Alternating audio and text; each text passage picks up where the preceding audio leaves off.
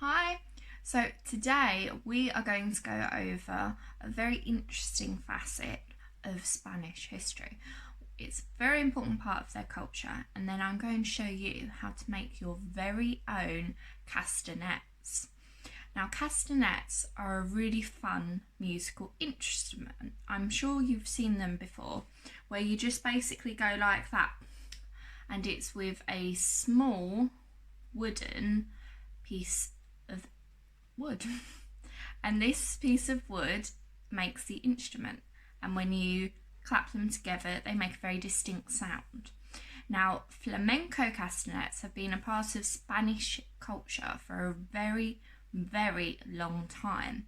It's believed that they showed up about 3,000 years ago and originally originated from the Phoenicians. Now, when they first showed up, they did look a little bit different, and they were called rattlesnakes, which I think is really, really fun. Now, they were often used in different religious rites or festivals. They're still used today in a lot of Spanish places with flamenco dancers. Now, flamenco dancers, I'm sure you've seen them, they wear the really pretty dresses that are very poofy at the bottom. Now, these are used together with the dance, and they're very, very amazing. I'm sure you could probably look them up on YouTube and have a little look yourself, because I personally saw some flamenco dances when I lived in Spain and I thought they were amazing. Now, flamenco castanets, they come in a pair. It's not just one, you need to have both of them, and you have to be careful because both are just a little bit different from one another. One of them, the female one, has a higher tone than the other one, which is called the macho, which has a lower tone. So they are often used for very different parts of the musical number. The macho one, the lower tone one, is often used to keep the rhythm or keep the beat, and then the female one is often used alongside it. Now, I am going to show you how to make your very own flamenco castanets from items you might have at home, and if not, I'm sure you could go out and look for some substitutes. Now, I am going to use some cardboard, and I'm going to use some of these, which I have bottle tops that I'm going to use because I think they make a fun sound. But you could also use different types of tops, or you could use small stones that are about this size. I'm sure you could look around your house and your adult could help you find lots of different things, because I think you can make lots and lots of different types that make completely different sounds. Now, to be able to make my flamenco castanets, I'm going to need my two materials, and I'm also going to need sticky tape, and I'm going to need scissors. Now, it's entirely up to your adult if you can use sticky tape or glue, but personally I think sticky tape is better. So I'm going to pause, and I'm going to give you a moment to go and look for your items or ask your adult where you could get them. And then afterwards I'm going to show you exactly what I do to make my flamenco castanets. So today, as I previously said, we're making some Spanish musical instruments, which are called, can you remember? They are called flamenco castanets.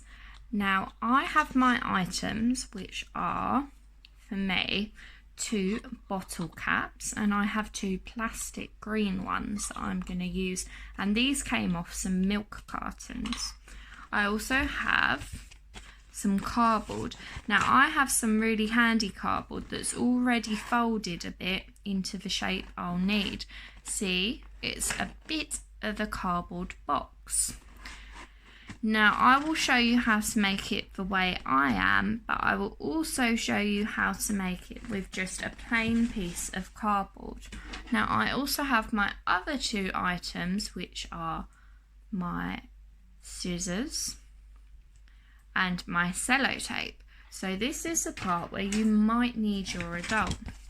So what I'm going to do is I'm going to quickly rip off a piece of my cardboard so I don't have too much. So I have my piece of cardboard and I'm going to just make him a little more straight, as you can see. So my one is now flat, the way I assume your cardboard at home might be. Now I am going to use my scissors and I'm going to cut off these bits, which I don't really need as much. And I'm just going to cut off these edges too. So what we want is a rectangle. So we want a rectangle. Now I'm going to show you two different ways because I have a box. So mine has a bendy bit already, which is very handy. And I'll show you how to do it if you have the bendy bit or not. So we're going to start without the bendy bit, which is this one. And I'm just going to cut this piece off because I've accidentally ripped it, see? So I'm just going to cut that little bit off. Now, as you can see, I've got a rectangle. Now, we're going to do it as though it doesn't already have the bendy bit. So I want you to ignore that that's there. So what we're going to do is we're going to bend the bit in half. So we now have this. See? Looks a bit like a mouth to me. And then what I'm going to do to give it a little bit extra strength is I'm going to then fold it in half the other way, so it's stronger. And then I'm going to make sure to bend it in half again at the correct place. So it's now been bent and folded. So we now have a rectangle again. And I'm going to use my sticky tape. I'm going to take a really, not too big piece actually. And I'm going to put this at either end to keep my rectangle together and folded the way I want it to be. Now you can do anything you'd like to your cardboard. You could colour it in or you could put stickers on it. Now I haven't done that because I don't think I have the time, but I would definitely recommend you do. Now this is quite a long piece of rectangle, as you can see. So that's what you want. You want a long piece of rectangle. So what we're going to do now is we're going to take our two bottle tops and we're going to put them on the ends. So when it folds, they will hit one another. See? It doesn't show quite as well when my fingers are in the way, but it will be really cool. So first, we are going to take some more sticky tape and then we're going to stick the two bottle tops to the ends. Now you can think of lots of different ways to try and stick these to the ends. I'm going to do it with a little piece on 4 different parts. Now circles don't have ends because a circle is one long line. So I'm just going to put them at the 4 different areas that I would say in a square would be a corner, so that it will stay on.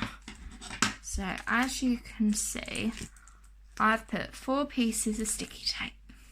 And when I do that, it doesn't fall off, which is what we want. Now, it doesn't look very pretty because I'm doing it a little quickly. So I think you might need to be a little slower and a little more careful when it comes to making your castanets. Now I'm going to do the same over here with 4 pieces of sticky tape to go on 4 different sides of my bottle cap. So that's 2 and 3 and 4. So now we have the basic castanet. So what you have then is it looks a bit like a mouth with only 2 very strange looking teeth. And what you then do is you put your hand like that, or a bit like that, whichever is most comfortable for you, and you clap it together and it will make a sound. Now you can use, as I said, different products and different materials just here, and you will hear different sounds. For example, if you used a metal bottle cap, it would sound very different than what the plastic one does, which sounds a bit like that. So you can try and find loads of different materials. Now, I did say I was going to show you what to do on this one, which is basically very similar.